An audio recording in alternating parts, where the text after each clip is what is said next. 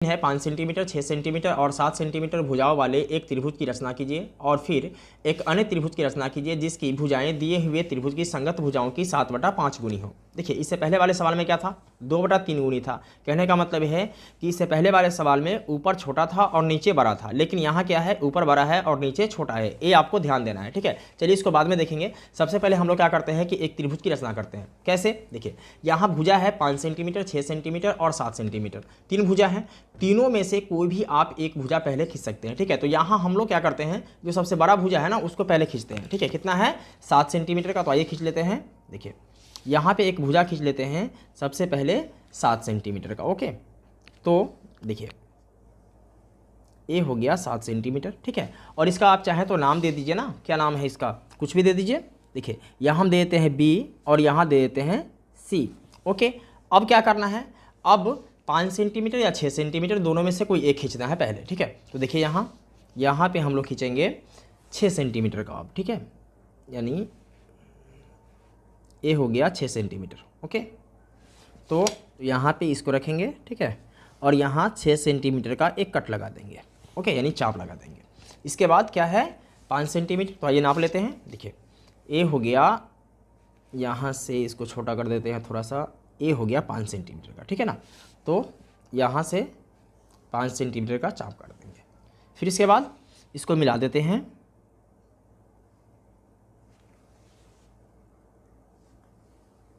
मिला दिया, इससे इसको मिला देते हैं,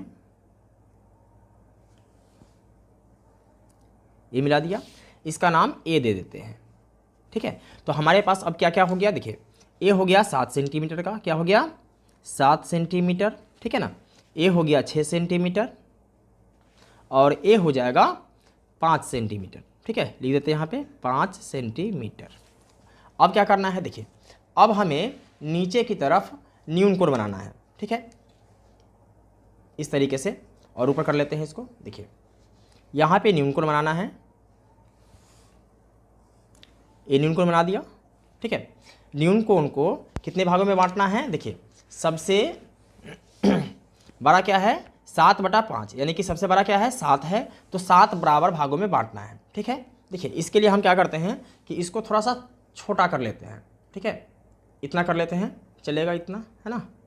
तो देखिए इसको यहाँ से बांटना है, यहाँ पे रखेंगे, ठीक है ना। 1 2 3 4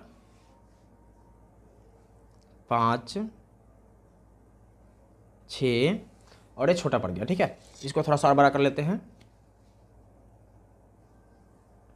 ठीक है। और ये हो गया यहाँ 7, ठीक है। चलिए इसका नाम दे देते हैं x, क्या नाम दे देते हैं, x नाम दे देते हैं।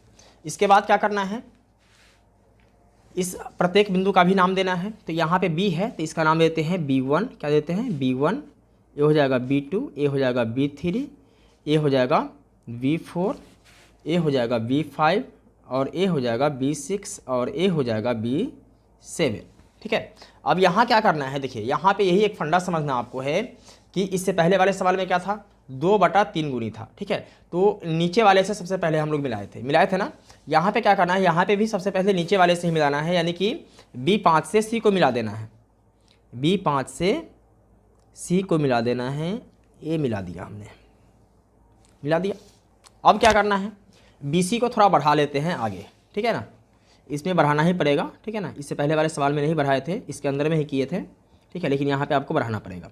ये हमने बढ़ा दिया, अब चाहे जितना बढ़ा दो कोई दिक्कत नहीं है उससे, है ना। अब है B5C के समांतर यहाँ B7 से एक रेखा खींचना है, इसका नाम यहाँ पे हम कुछ भी दे सकते हैं, ठीक है। तो समांतर रेखा तो आप लोगों को खींचने आता है ना, इससे पहले वाले वीडियो में हमने आपको बताया था। देखिए यहाँ से आप छोटा बड़ा करके कोई भी एक चाप खींचेंगे, ओके।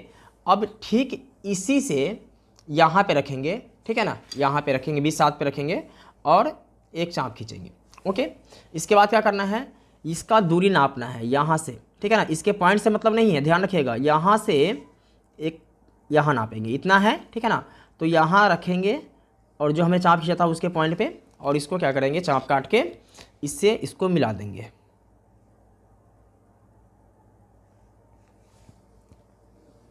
मिला दिया।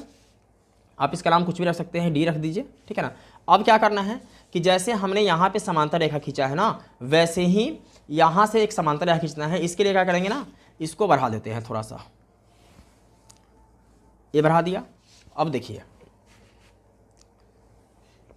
यहाँ पे रखेंगे, एक चाप खींचेंगे, फिर इस बिंदु पे रखेंगे, एक चाप खींचेंगे, इसके बाद यहाँ से इसको नापेंगे, ठीक है, इतना है तो इस पॉइंट पे रखेंगे, इसको कट लगाएंगे, ठीक है, और एक रेखा यहाँ से